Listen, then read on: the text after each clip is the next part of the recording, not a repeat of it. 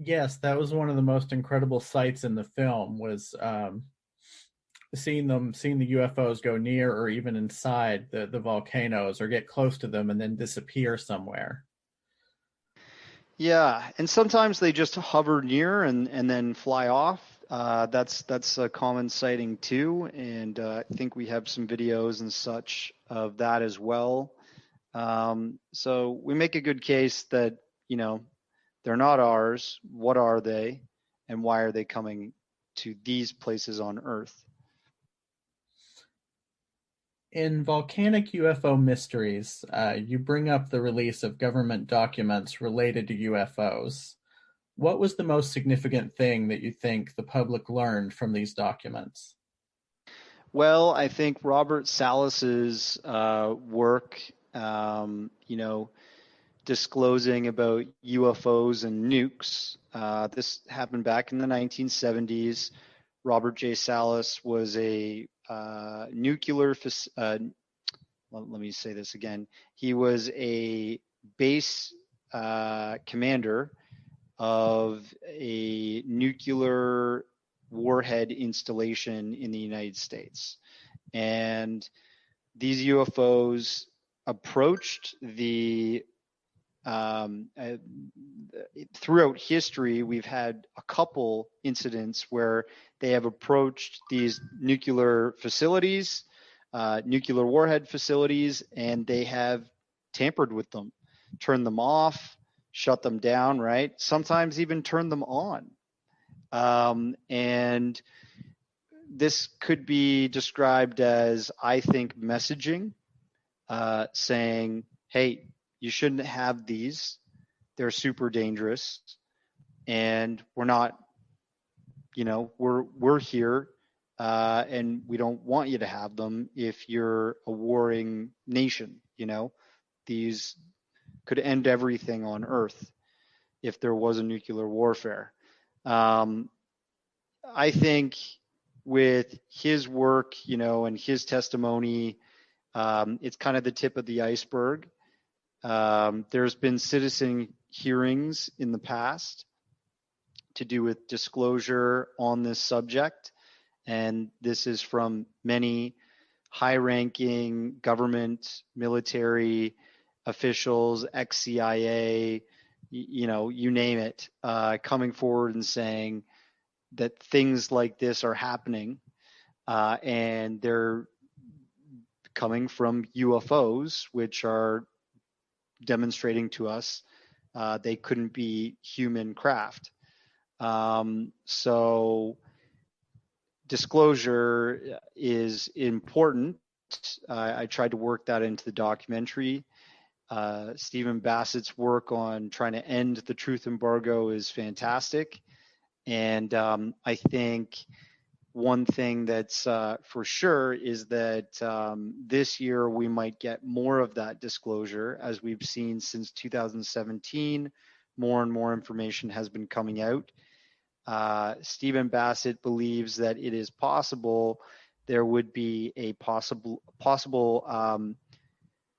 more outright disclosure where we are told we're not alone from the government, the United States government, in possibly the next few months.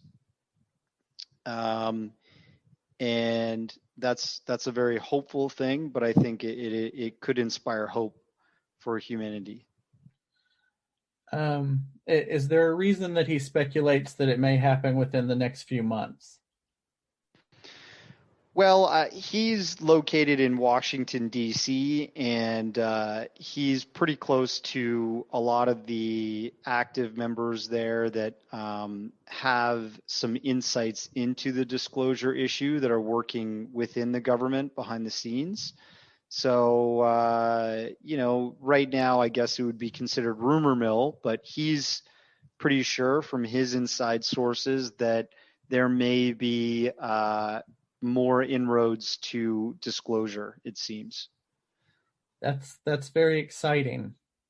Um, so, do you agree with Bassett that the UFOs are here for an intervention, that they care what happens to us? I think there's many demonstrations of that. For example, even the nuclear warhead facilities being shut down. That seems to be an expression of caring.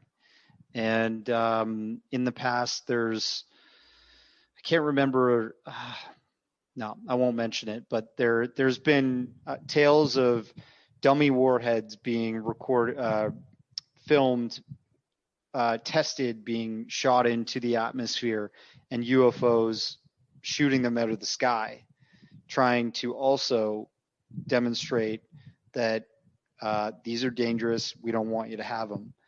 And I think to some degree, as above, so below. If we care about our planet and we care about species and other, the well-being of other people on the planet, I don't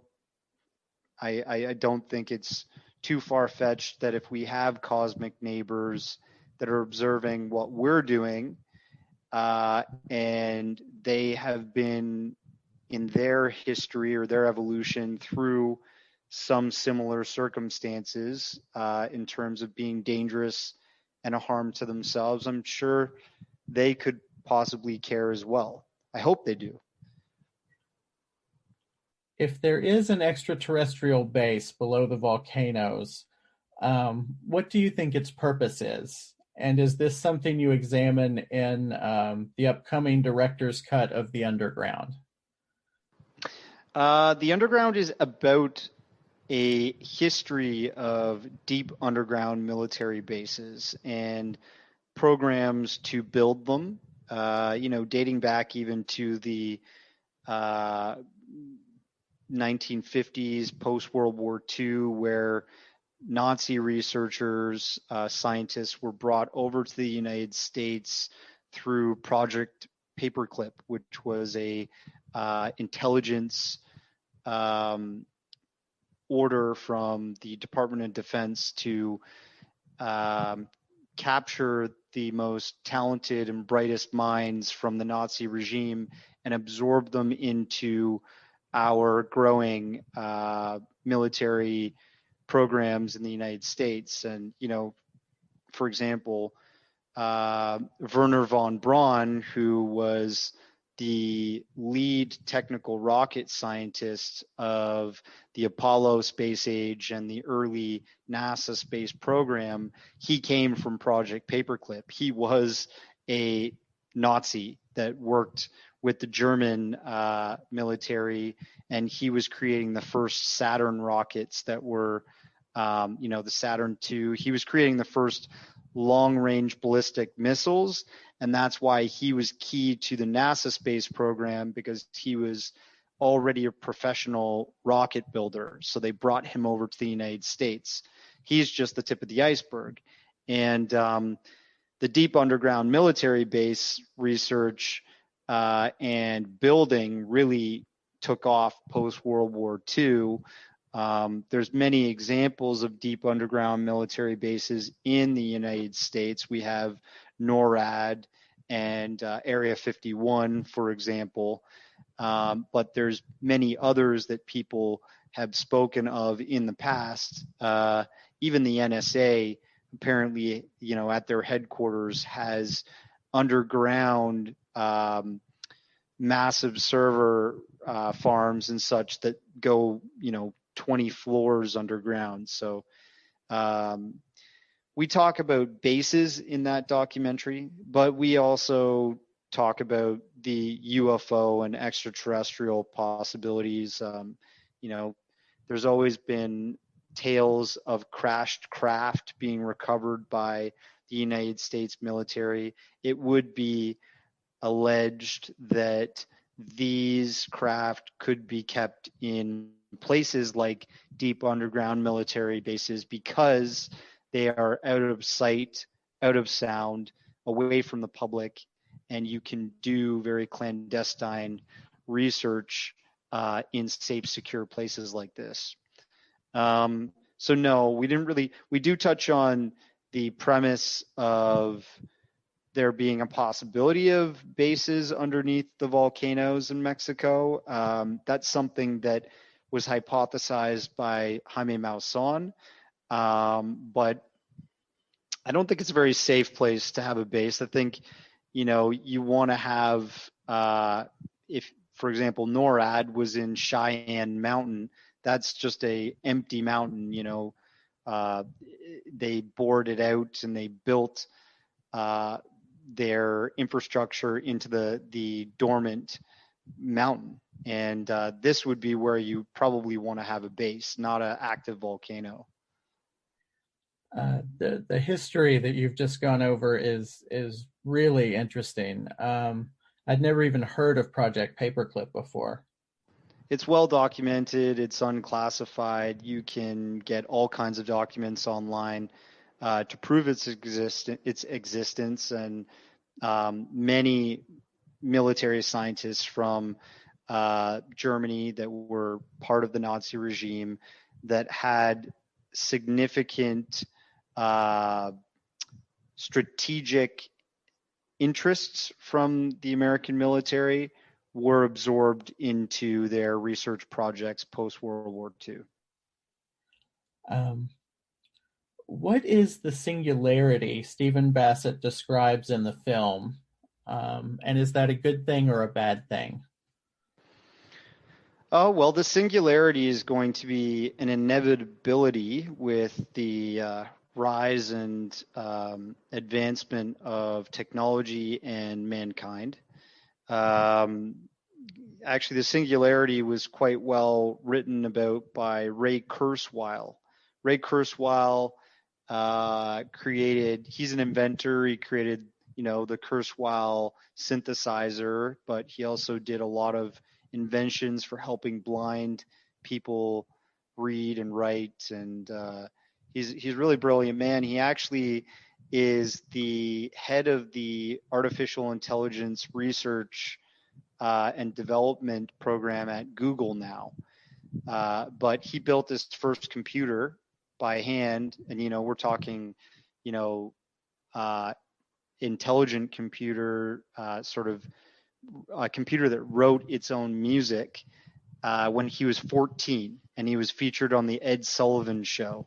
So he's a brilliant mind, but he hypothesized that with technology and the eventual rise of artificial intelligence, artificial intelligence is going to surpass, it already is in a lot of ways, it surpasses the human mind and our abilities, right? You look at things like AlphaGo, the Chinese board game AI that beat the I think it was the lead AlphaGo player or Go player in Korea or something like that. Or you look at Deep Blue, which is an IBM AI, and it's mastered Jeopardy in one go.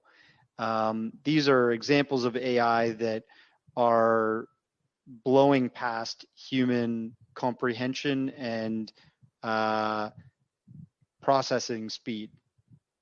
And the idea is that we, in order to stay relevant and to become a future species, we will have to meld with AI. We will have to become sort of cyborgs to some degree. We will have to have artificial intelligence embedded into our daily lives to stay hyper intelligent and be able to surpass the limits of our current evolution and, for example, colonize our solar system and go into the stars. We would have to use AI. So we're at this time where we're still probably, Ray Kurzweil, he proposed that 2020 was going to be the singularity. We're starting to see the AI show itself as becoming dominant in a lot of different fields. Machine learning and all that is invading every facet of business right now. But it hasn't become sentient. And when it becomes sentient, people fear that it would be that Terminator 2 or Terminator 1 sort of end of the world scenario. But I think if through careful programming of artificial intelligent rules, Isaac Asimov kind of wrote the fundamentals of artificial intelligence and the guide to preventing it from hurting or affecting human life. Basically, with the singularity, we shouldn't fear it, we should embrace it. And if there are options for, if you look at your smartphone is an example of AI. It's always listening. If you set it up this way, it's always listening to your conversation. It's always connected to a neural network, which is connected to things like Google and vast amounts of data. And if you ever need information at a moment's whim, you can pick up this supercomputer and artificial intelligence will give you what you need, whether it's a map, a picture, information about a person, a place, yada, yada, yada. It could get beyond that, where we have eventually chips implanted in our brain, and they are a direct neural network.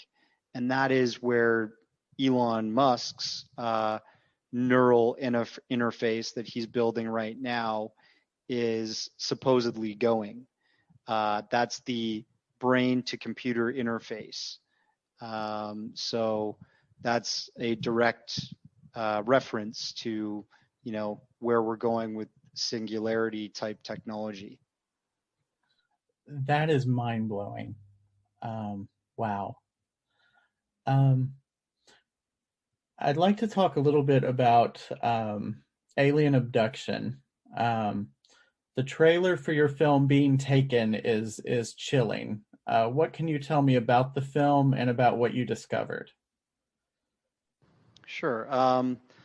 Well, we did another sort of historical take on the abduction phenomenon, and people have heard of abductions throughout history when it came to UFOs, UFO sightings and such. But we covered really the most credible UFO abduction cases. For example, Betty and Barney Hill, a African American and white couple that in the 1960s claimed that they saw a UFO. And after they saw the UFO, they kind of experienced missing time, which is a common phenomenon. It's kind of like, Men in Black, your brain being wiped for a second and you can't quite pick up what happened. They experienced missing time, and then they realized that something had happened to them and they looked for help. The United States Air Force got involved with this and researched this couple and actually took trace evidence and such from their car, radiation and stuff that was left over. So that was a really interesting case. They were subsequently put through hypnotherapy, and when investigated by their hypnotherapist, they were told that these beings were from a star called Zeta Reticuli, which is a binary star system. And at the time, we didn't even know that existed in the history books of astrology. And another scientist took the measurements and description of their this supposed star system that the visitors were from, and they lined it up in a 3D geometric way, and actually found the star system later on. So it was quite a remarkable story. It seemed to be very true and relevant. We interviewed Travis Walton, a man out of Snowflake, Arizona, which the movie Fire in the Sky was written about and made about. Travis Walton is a real person that went through a real experience. He passed lie detectors, and 4 other men saw him get, basically zapped by a UFO craft, and they drove off thinking he was dead, only for him to reappear 4 days later. Police authorities thought that they had killed him and they were making up some zany story. They were probably all on drugs, but they all passed lie detector tests saying that they know what they saw, and he was, attacked by something that wasn't from Earth. When he resurfaced, he told the story of his experience on board this craft. And he still talks about it to this day. He lectures at conferences and stuff. He's a interesting case in a long line of cases that have happened throughout history that prove we're not alone and that somebody from out there is curious about us. I don't think they're kidnapping us to terrorize us. I think just like we do to animals when we first come across them, we may capture them, catalog them, research them, and then put them back. And this seems to fit that same sort of profile. To a large extent, we are hominids. We are greater apes, So we are a great specimen to research if there's something that is interstellar checking out our planet. I'm so glad you brought up Travis Walton because I saw Fire in the Sky a few years ago for the first time and really fell in love with it. Do you have any current or future projects that you'd like to talk about? I have another film coming out in March called Crop Circle Realities, and we kind of go over the long history of crop circles showing up in Wiltshire area of the United Kingdom. The credibility to some of those crop circles being made by non-humans. Obviously, some crop circles are made by humans, but we go over the more credible evidence that mankind didn't make some very interesting crop circles that have popped up throughout time. And then I am working on a secret space documentary right now. So we talked about the Apollo program and stuff, and I'm deeply immersed in putting that film together as we speak. I very much look forward to both of those projects. They sound fascinating. Thanks, Josh. I'll definitely try and get you guys a copy to review in the future. I would love that. Thank you so much for your time tonight and for talking with me. This has been fascinating. I really appreciate it. You're welcome, man. Thanks for having me on. Sure thing. Have a good night. Good night. Yes, that was one of the most incredible sights in the film was seeing the UFOs go near or even inside the volcanoes or get close to them and then disappear somewhere. Yeah, and sometimes they just hover near and then fly off. That's a common sighting too, and I think we have some videos and such of that as well. So we make a good case that they're not ours. What are they, and why are they coming